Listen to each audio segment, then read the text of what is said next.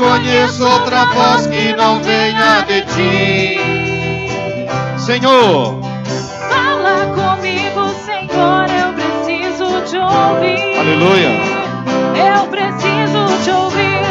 Fala comigo, fala, Senhor. Decidi te obedecer por amor. Eu preciso aprender o caminho do teu coração. Fala comigo como um pastor que conduz o seu rebanho. Eu desconheço outra voz que não venha de ti. Senhor, fala comigo, Senhor, eu preciso te ouvir. Eu preciso te ouvir. Senhor, unge-me, ó Senhor, unge-me, ó Senhor, unge-me com teu poder. Senhor, unge-me, ó Senhor, unge-me, ó Senhor, unge-me com teu poder. Manda fogo, Senhor, manda fogo, Senhor, manda fogo espiritual. Manda fogo, Senhor, manda fogo, Senhor, manda fogo pentecostal. Aleluia. Igreja, o Senhor Todo-Poderoso esteja convosco. Ele está no meio de nós. Proclamação do Evangelho de Jesus Cristo, segundo São Marcos. Glória a vós, Senhor. Capítulo 1, versículo 29, igreja. Assim que saíram da sinagoga, dirigiram-se com Tiago e João à casa de Simão e André. A sogra de Simão estava de cama, com febre. E sem tardar, falaram-lhe a respeito dela. Aproximando-se Jesus, tomou-a pela mão e levantou-a. Imediatamente, a febre a deixou e ela pôs-se a servi-los.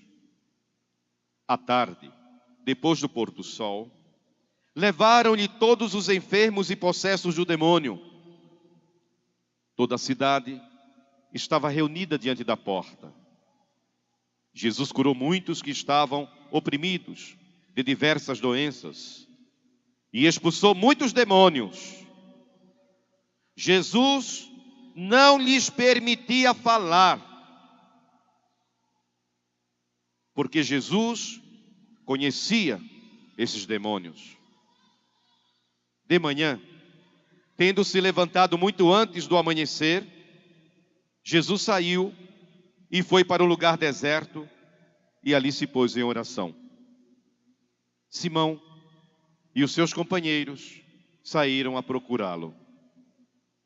Encontraram Jesus e disseram-lhe: todos te procuram.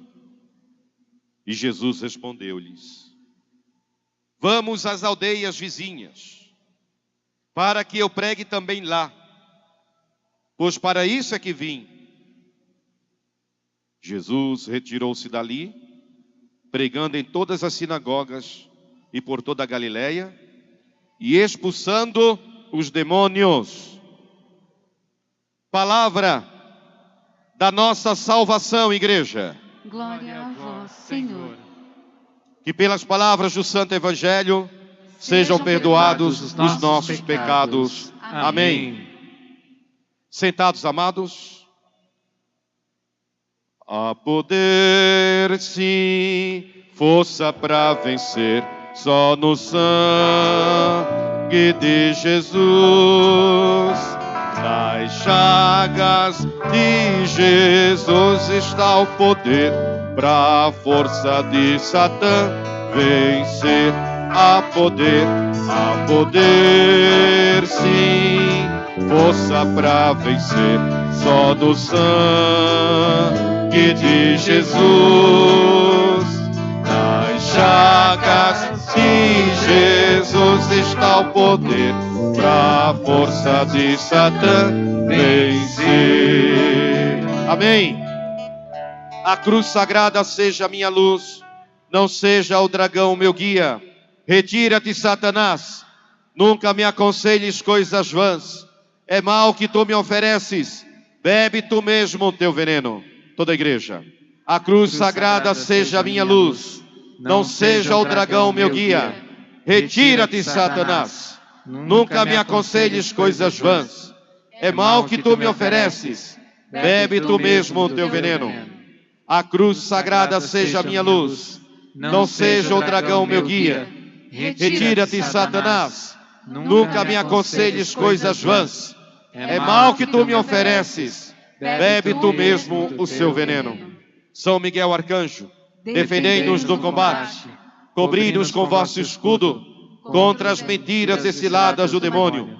Subjugue o Deus, instantemente o pedimos. E vós, príncipe da milícia celeste, precipitai no inferno a Satanás e aos outros espíritos malignos que andam pelo mundo para perder as almas. Amém. Irmãos, vejam nesta imagem de São Miguel a espada da justiça, a corrente para acorrentar o diabo, e aos pés dele Satanás derrotado, porque está escrito no capítulo 16, versículo 20 da carta aos Romanos: em breve o Deus da paz esmagará Satanás debaixo dos vossos, é o lugar dele, igreja, debaixo dos meus pés, debaixo dos seus pés. Ele é um derrotado, amém? Irmãos, hoje, palavra do Senhor, terceiro dia, terceiro fruto da terra de Israel. São 7 frutos. Primeiro dia foi trigo, representando a renúncia. Segundo dia ontem, cevada, representando resgate. Jesus comprou meu resgate e o seu no madeiro da cruz. Hoje, uva, terceiro fruto, representa a unidade, a comunhão. Por isso que Jesus diz em Mateus 18, 20: onde 2 ou 3 estiverem reunidos em meu nome, eu estarei no meio deles, unidos. Eu não posso viver a minha fé sozinho. Por isso que cristão que não vem à igreja, embora não temos uma igreja ainda, templo, mas temos a igreja povo, que é o mais importante, a igreja viva. Eu prefiro ter uma igreja viva, uma igreja povo viva, do povo de Deus, do que ter uma grande igreja linda, onde o povo não vai adorar a Deus. Mas um dia teremos a nossa casa em nome de Jesus. Então a fé, ela não é vivida, irmãos, sozinha. Um cristão que diz assim: olha, eu creio muito em Deus, eu amo muito Jesus, mas minhas orações eu faço em casa, é um péssimo cristão. Claro que fazemos oração em casa. Eu também oro em minha casa. Eu também leio a Bíblia em casa. Eu também ouço louvores a Deus em minha casa. Mas é aqui que estamos congregados, juntos. Porque Jesus diz claramente: onde 2 ou 3 ou mais estiverem reunidos em meu nome, no nome dele, eu estarei no meio deles. Amém, igreja? Então não fique em casa. O diabo, muitas vezes, fica insistindo para você não vir à igreja, porque tem um problema, ou porque aconteceu um problema na igreja com alguém, ou porque você não está bem. Eu não entendo, irmãos, eu não compreendo isso. Me expliquem, por favor. Agora, uma pergunta do padre e do reverendo para vocês, igreja. Me expliquem, tentem me convencer. Quando a pessoa tem um problema, quando a pessoa tem uma tribulação, ao invés de buscar mais ainda Jesus, ao invés de vir mais ainda na casa de Deus, ao invés de vir cantar mais louvores a Deus, congregar com os irmãos aqui na igreja, me expliquem. Porque na minha cabeça, na minha cabecinha aqui, de baiano, de pernambucano, Quando eu tenho um problema, aí é que eu tenho que buscar Jesus, porque Ele tem a solução do meu problema, Ele tem a cura para mim, Ele pode me libertar. Eu penso assim, eu creio nisso. Quanto mais eu estou na prova, mais eu busco a Jesus. Quanto mais eu tenho tribulação, mais eu seguro na mão de Jesus, como diz aquela canção. Segura na mão de Deus, segura na mão de Deus, pois ela te sustentará. Não temas, segue adiante e não olhes para trás. Segura na mão de Deus e vai. Eu não entendo como tem pessoas que ao invés da tribulação segurar mais forte ainda na mão de Jesus. Me expliquem isso. Tente me convencer. Não vem. Não, porque eu não estou muito bem hoje. Não, porque eu estou magoado. Não, porque eu estou... Aí o diabo fica dando piruletas, irmãos. Dando pulos de alegria. Você lá na sua cama chorando, na sua casa se lamentando, o diabo fica dando pulos de alegria. Porque você não veio buscar a bênção. Amém, igreja? Então busca. É aqui que você encontra a cura. É aqui que Jesus vai cegar as suas lágrimas. Vejam a primeira leitura. Continuação de ontem. Não vou repetir, é claro, a passagem bíblica. Ana queria um filho, não conseguia engravidar. Vai ao templo de Deus na cidade de Siló. Ali ela ora a Deus. O sacerdote ali libera sobre ela uma palavra de bênção. Ela fica grávida. Ela promete a Deus que o meu filho dela vai ficar consagrado a Deus no templo, no santuário de Deus. Um dia o jovem Samuel estava dormindo. Naquele tempo, diz a Bíblia, não havia muita revelação de Deus. Deus estava em silêncio. Deus estava em silêncio. Samuel estava dormindo. O jovem Samuel. Samuel. Ele acorda. Não conhecia a voz de Deus. Quem não conhece a voz de Deus fica confuso. Quem não conhece a voz de Jesus fica confuso. Foi até o sacerdote Eli. O Senhor me chamou. Eli já idoso, quase cego. Não, meu filho, volte a dormir. Volta Samuel. Voltou a dormir. Samuel, acorda. Foi até Eli. O Senhor me chamou? Não, meu filho, volte a dormir, não chamei você. Voltou Samuel, dormiu. Terceira vez. Samuel. Ele vai até Eli. O Senhor me chamou? Naquele momento, Eli compreendeu. Era Deus que estava chamando o jovem Samuel. Quando você ouvir essa voz, Samuel, fale para esta voz assim: eis-me aqui, fala que o teu servo escuta. Voltou a dormir. Samuel. Ele acordou e reconheceu a voz de Deus. E Deus falou com Samuel. E Samuel se tornou um grande profeta. O grande profeta de Deus.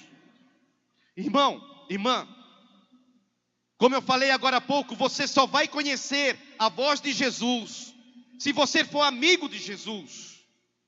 Uma pessoa que não tem vida de oração, irmãos. Uma pessoa que não tem leitura da Bíblia, leitura diária. Eu não estou falando que Bíblia é para ser lida apenas na Eucaristia, na missa, não, irmãos. Bíblia é para ser lida em todos os momentos do dia. Na hora do almoço, antes de dormir. Conhecer a voz de Deus, o mover de Deus. Como eu falei agora há pouco. Se eu estou andando lá no calçadão, aqui em Jundiaí, naquela muvuca de sábado, e alguém me chama, Wilson, eu ouvi meu nome, mas eu não sei quem me chamou. Não vou dar atenção, não sei quem é. Agora, se é uma pessoa que eu tenho amizade, uma pessoa que eu reconheço a voz, não precisa falar quem é, a voz identifica. Naquele momento eu vou olhar, eu vou lembrar, é meu amigo, minha amiga. Entende, igreja? Somente quando você tem intimidade com Jesus, leitura da palavra, oração, acorda de madrugada, não consegue dormir, sabe o que você faz? Vai no cantinho lá, na sala, na cozinha, abre a Bíblia, coloca lá um louvor baixinho. Todo mundo hoje tem celular, todo mundo tem louvor, fácil. Ouça um louvor. Se não puder ouvir, coloca um fone. Tenha essa intimidade com Jesus, que quando Ele chamar você pelo nome, você vai reconhecer, é Jesus. Quando for a voz do maligno, a voz do demônio, você vai reconhecer, é o demônio. Ele eu não sigo, eu sigo o pastor que é Cristo. Amém, igreja? Tenha intimidade com Jesus.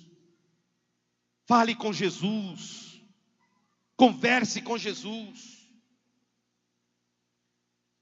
Vou falar para vocês um texto, partilhar com vocês o que aconteceu comigo hoje. Eu fui almoçar e eu estava almoçando e bem perto assim tinha um rapaz almoçando também. E eu almoçando ali tranquilamente, não conheço, não sei quem é, não sei o nome dele, não sei de onde ele é. Não sei nada daquele rapaz. Almoçando. Quando eu terminei o almoço, estava sozinho. O Espírito Santo de Deus falou para mim assim: vai até ele e fala para ele que hoje Deus deu um grande livramento a ele. Eu pensei, Senhor, se eu chegar agora, o cara nem me conhece, eu não conheço o cara, eu nunca vi o cara, ele nunca me viu. Se eu chego para ele agora falando que, viu, Deus mandou falar para você que você hoje recebeu um grande livramento dele, o cara vai achar que eu sou louco, Jesus. É capaz de ele chamar ali o garçom e falar, ó, esse cara aí é louco, manda ele, coloca ele para fora do restaurante. E eu falei para Jesus, vou não. Ele nem conhece o cara. Mas o Espírito Santo de Deus me deu inquietação tão grande na minha alma. Eu fiquei inquieto. Eu pensei, meu Deus, se eu não falar, eu estarei desobedecendo a Deus. Eu tenho que proclamar isso na vida dele. Aí paguei o almoço, levantei e fui lá. Eu não estava com roupa de padre, estava com roupa civil, roupa normal. Eu falei, moço, desculpa, você não me conhece, eu não conheço você, e eu nem sei se você crê em Deus, mas Deus me mandou falar para você que Ele te deu hoje um grande livramento. Ele olhou para mim, ele falou, eu creio em Deus. Eu sou de família evangélica e eu creio em revelação. E eu creio e tomo posse nesta palavra que foi liberada sobre mim. Que Deus te abençoe. Ele falou, Deus te abençoe também. Tchau, fica com Deus. E fui embora. Mas eu fui embora tranquilo, irmãos. Por quê? Porque Deus me usou hoje como instrumento, como Ele quer usar você, meu irmão, amém? A você, para falar dEle para as pessoas, para profetizar na vida das pessoas. Quando Deus manda você falar, é difícil. Você falar para uma pessoa que você nunca viu, que você não sabe quem é. Você nem sabe se a pessoa é crente ou não, se crê ou não. Mas se Deus manda, vai falar. Como o sacerdote Eli, Samuel, quando você ouvir essa voz, diga, eis-me aqui. Levante a sua mão direita para o céu. Deixa o celular de lado aí agora. Fala assim, Senhor Jesus, Eis-me aqui. Usa-me, Senhor. Eu quero ser. Eu preciso ser um canal de tua bênção, do teu poder, de milagre na vida das pessoas. Usa-me, Senhor Jesus. Usa-me, Espírito Santo. Amém. Tira de mim toda a timidez, todo medo, toda a confusão mental. Usa-me, Senhor Jesus, para a tua glória, para a tua glória. Amém, amém. Quando Deus mandar falar, fala. Se você se calar e aquela pessoa não se salvar, Deus vai pedir contas a você. E hoje no Evangelho, irmãos, Evangelho de Marcos capítulo 1, versículo 29 ao 39. Jesus, depois de expulsar aquele demônio ontem, estava em Cafarnaum, ele foi para a casa de Simão Pedro, irmão de André. E diz a Bíblia que a sogra de Pedro estava acamada com febre, doente. Presta atenção, igreja. Algumas pessoas, por não conhecerem a Bíblia, se conhecessem a Bíblia, não falavam besteiras. Algumas pessoas criticam os reverendos anglicanos, criticam os pastores evangélicos, porque nessas igrejas o ministro do altar pode casar. Alguns não concordam. Ah, mas eu não concordo. Mas não importa a sua opinião ou a minha. O que importa é que está na Bíblia. E a Bíblia diz claramente que Pedro, ele era casado. Ele tinha sogra, coitado. Ele tinha sogra.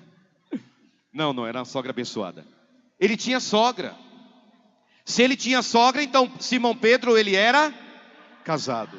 Logo, o primeiro papa, ele era casado. Então, irmãos, não tem dificuldade nenhuma de um reverendo, de um padre, de um pastor ser casado, cuidar da sua família e cuidar da igreja. Na nossa igreja anglicana, quando nós nos reunimos, nós reverendos, 90% são casados, com esposa, filhos. E uma vez por ano nós nos reunimos, todos os reverendos com as esposas, os filhos, os bispos, agora Dom Glauco é falecido, mas o Dom Roger, nosso bispo, casado, filhos, netos. Irmãos, na hora do almoço, é lindo. Não tem dificuldade nenhuma, irmãos. Não tem problema nenhum. As esposas, os filhos, e eles são homens dedicados ao Evangelho, dedicados à obra, dedicados à igreja. Então, se tem alguém aqui ainda com essa cabecinha fechada de que não pode casar para se dedicar somente à igreja, Pedro era casado e Jesus curou a sogra de Pedro. Por isso que na nossa igreja é opcional. Se a pessoa se sente chamada ao matrimônio, que seja um pai zeloso, um esposo fiel e um bom pastor do rebanho de Deus. E se não, Deus abençoe também. Trouxeram muitos possessos de demônio de todas as regiões, e Jesus expulsou demônios e curou a todos. Mas quero ficar apenas com o final do Evangelho. Jesus se retirou de madrugada para orar. Presta atenção, igreja, olha aqui, olha para mim aqui. Até quem está mexendo em celular. Celular hoje está se tornando uma coisa difícil. É uma bênção o celular. Mas por outro lado também está sendo uma coisa terrível, sobretudo na igreja. Olha aqui, uma pergunta, igreja. Quantas vezes você se levantou de madrugada? Não precisa responder. Deus sabe a verdade ou a mentira. Quantas vezes, irmão, irmã, que você levantou de madrugada, como Jesus, depois de curar os enfermos, depois de expulsar demônios, diz a Bíblia que ele estava ainda escuro, de madrugada, e ele saiu para um lugar sozinho, para ficar em oração adorando a Deus, o Pai. Quantas vezes, irmão, irmã, você já levantou de madrugada para estar na companhia de Jesus? Quantas vezes? Isso é comum na sua vida? Ou não? Aprendamos. Jesus tinha essa intimidade com o Pai, para que nessa intimidade, na oração com o Pai, ele pudesse expulsar demônios e curar enfermos. A partir de hoje, vamos ter esse costume, levantar de madrugada. Coloca lá 3 horas da manhã, 3 horas da madrugada, meia hora, 20 minutos. A hora que você vai no banheiro, aproveita. Vai lá na sala. Como eu falei, coloca um louvor, canta um louvor, leia um trecho da Bíblia, um salmo, e entre em oração. E tenha certeza, você vai voltar a dormir, e quando você acordar, você estará muito mais forte, muito mais firme e muito mais preparado para enfrentar as tribulações daquele dia, em nome de Jesus. Amém, igreja? Vamos fazer um propósito. De quinta para sexta.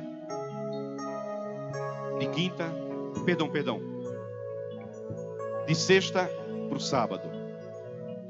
Sexta para o sábado. Acho que é mais fácil. Todos nós vamos levantar às 3 horas da madrugada. Ou é melhor do sábado para o domingo? O que vocês acham? Igreja? Quem acha que de sábado, de sexta para sábado, levante a mão. Quem acha que é melhor de sábado para o domingo, levante a mão. Ganhou de sábado de sexta para o sábado. Sexta para o sábado, todos nós. Todos nós. 3 horas da madrugada, nós vamos levantar e ficaremos meia hora em oração diante de Jesus. Na sexta-feira eu vou passar o trecho da Bíblia que nós vamos meditar nessa vigília da noite. Amém, igreja? Obrigado, Jesus. Amém. Querido.